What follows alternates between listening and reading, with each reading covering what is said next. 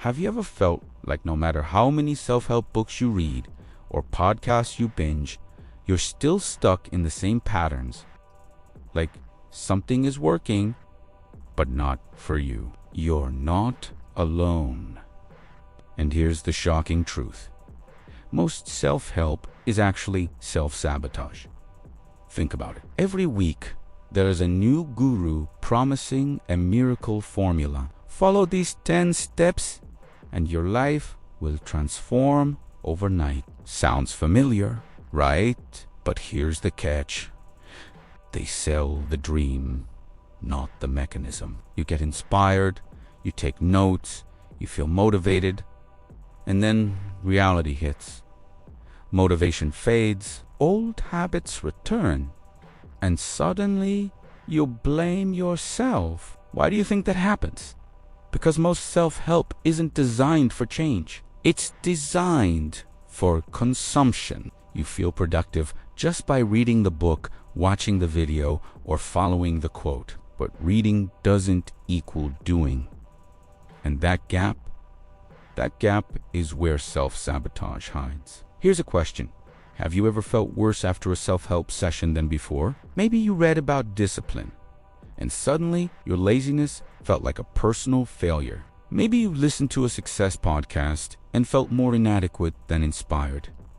That's the trap. Self-help convinces you there's something wrong with you instead of teaching you how to fix it. Let's break it down. Imagine this. A man spends every day watching motivational content. He feels pumped, inspired. He sets his goals. He buys planners, journals, expensive courses. Yet, he never takes the first meaningful step. Why? Because consuming feels like progress. And when you feel like you're improving without actually improving, your brain starts to trick you. Your mind starts to reinforce procrastination disguised as growth. Here's the truth. Nobody tells you. Real change is uncomfortable. Real change is boring sometimes. It doesn't look flashy. It doesn't come in bite-sized videos or 10-minute exercises. That discomfort is exactly why most people fail. And self-help, in its most popular form, offers comfort instead of confrontation. Let me give you an example. Think about a fitness influencer. They post perfect workouts, perfect bodies, perfect results. You watch, you copy, you buy the program, you even start a few sessions. Then reality hits. You skip days, life happens. The program doesn't adapt to you, and suddenly you feel like a failure. That's self-sabotaged, disguised as guidance. The system wasn't built for your life. It was built for mass appeal. Now, here's the kicker. The most popular self-help advice focuses on external results. Be richer, be happier, be more productive. But it rarely teaches the inner architecture of change, the habits, mindsets, and subtle behavioral shifts that actually make a difference. It's like trying to build a house by only looking at the photos, not learning how to lay bricks. Ask yourself, when was the last time you felt transformed? Not just motivated. Real transformation isn't inspirational, it's invisible. It's in the small decisions, the tiny shifts, the discipline you build when no one is watching. And most self-help, it glorifies spectacle over substance. Here's another insight. Self-help often triggers comparison. You scroll through Instagram, you see someone's morning routine, their side hustle, their achievements. You think, why am I not like them? That feeling isn't motivation, it's self-sabotage. Your brain equates comparison with deficiency, and deficiency leads to paralysis, not progress. But here's what works differently. Learning through application, not consumption. Real growth is active. It's messy. It's personal. You don't need more books. You need better action. The people who actually change aren't the ones who read the most. They read the ones who do the most, even imperfectly. Let me ask you this. If you stopped consuming self-help today, would your life improve? Sounds counterintuitive, right? But most people never realize how much energy they waste on advice instead of action. Every quote you read, every motivational video you watch is a tiny distraction from your own work. And don't get me wrong, self-help can be valuable. But the key is selective application. You have to treat it like a tool, not a crutch. You don't need 50 books. You need one principle applied consistently. You don't need 100 podcasts. You need one insight executed relentlessly. Here's a story. A young woman spent years consuming productivity content. She had notebooks full of strategies, planners, color-coded, reminders set, yet she was still late, still stressed, still stuck. One day, she decided to act differently. She picked one small task. She committed to it no matter what. 1 week, then 2, then a month. No more chasing advice, no more self-judgment. Just action. That one shift, it snowballed into real change. That's the difference between self-help and self-sabotage. And here's another angle. Most self-help encourages external validation. Do this, get that, impress people. But transformation is internal first. Confidence, clarity, focus, they come before the results. When you chase results first, you set yourself up for disappointment. Self-help often flips the sequence. It tells you, get success, then you'll be happy. Reality says, be disciplined, learn, improve, then success follows. Now, I want to ask you a tough question.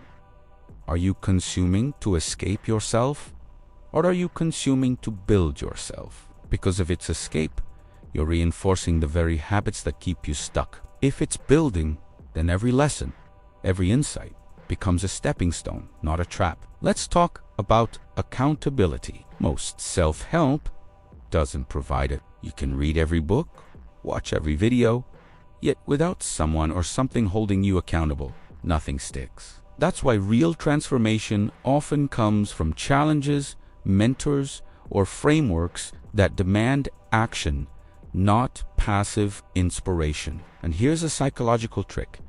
Our brains love dopamine hits. Reading, watching, planning. All of that triggers temporary satisfaction.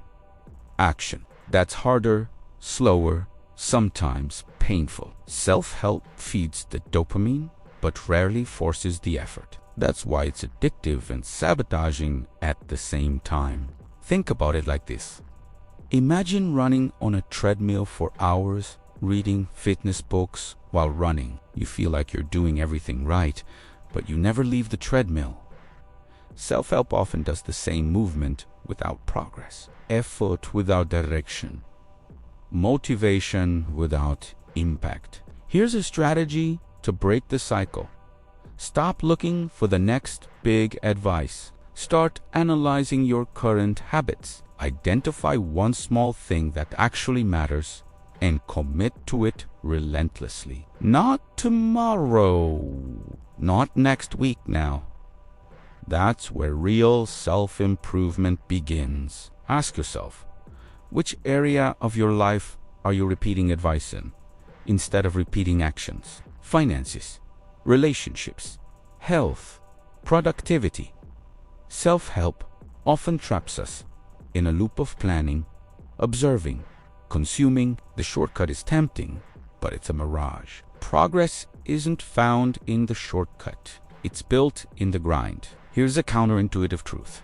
Failure is more valuable than advice. Every time you stumble, you learn. Every mistake is a lesson that no book, podcast, or seminar can teach you fully. Yet, self-help often teaches avoidance, not engagement. It warns against failure instead of using failure as fuel. And here's the irony. The more self-help you consume, the more aware you become of all the ways you're failing. That awareness, without execution, is toxic. It's self-sabotage, disguised as self-improvement. You're not growing, you're just cataloging reasons to feel bad. So, how do you escape it? Simple, but not easy. Stop measuring yourself against the latest trend. Stop chasing advice like a high. Stop thinking motivation equals progress. Instead, focus on one action, execute it consistently, measured by your own standards. That's how real transformation sticks. Here's a final perspective. Think of self-help as fuel. And your engines is your execution, your consistency, your willingness to embrace discomfort. Without that engine, the fuel goes nowhere. That's why most self-help is wasted energy. Ask yourself, are you a consumer of advice or are you a builder of results? Because the difference defines everything. The people who dominate life aren't the ones reading the most. They're the ones acting the most, iterating the most, failing the most, and learning the most. And here's the kicker. It's not about knowing more. It's about doing better. Not tomorrow, not after the next course. Today. One action at a time. That's the principle that separates self-help from self-sabotage. So next time you pick up a book, watch a video, or scroll a motivational quote, ask yourself, will this make me do, or just make me feel like I'm doing? The answer determines whether you're building a life or just feeding the illusion of one. Here's the truth. Nobody else will tell you. Self-help is powerful, but only when it's internalized and applied. Otherwise, it's just a trap one that feels good, looks productive, but keeps you exactly where you are. So, stop chasing advice. Start chasing execution. Stop chasing inspiration. Start chasing transformation. Stop blaming yourself for consuming too much. Start blaming yourself for doing too little. Because real change doesn't come from content. It comes from courage, from discipline, from relentless action. Ask yourself, are you ready to stop sabotaging yourself under the guise of self-help? Are you ready to trade temporary comfort for lasting transformation? If the answer is yes, start now. One step, one action, one decision. That's all it takes to escape the trap and finally build a life worth living. Because here is the final truth. Self-help can change your life, but only when it stops being a crutch and becomes a catalyst. And that's the difference between stagnation and unstoppable progress. Do you see it now? Self-help isn't the enemy but misused. It becomes the greatest tool for self-sabotaging Madanaba. And once you understand that, you'll never look at a motivational quote the same way again. You'll never chase advice without action. You'll never mistake consumption for growth.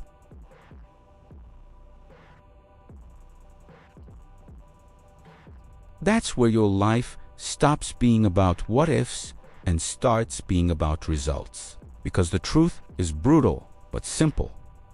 Action beats advice. Every time. Consistency beats inspiration. Every time. Execution beats motivation. Every time. And once you embrace that, you realize self-help isn't your enemy. Inaction is. So, are you ready to act? Or will you scroll past, watch another video, feel inspired for 10 minutes, and call it today? The choice is yours. And that choice defines your life. This isn't theory. This isn't opinion. This is the fundamental rule nobody tells you. Stop sabotaging yourself under the guise of self-help. Start building, start acting, start winning. And watch how the life you've been chasing begins to chase you. Because at the end of the day, It's not the books you read. It's not the quotes you memorize. It's the actions you take, the courage you muster, and the discipline you execute every single day.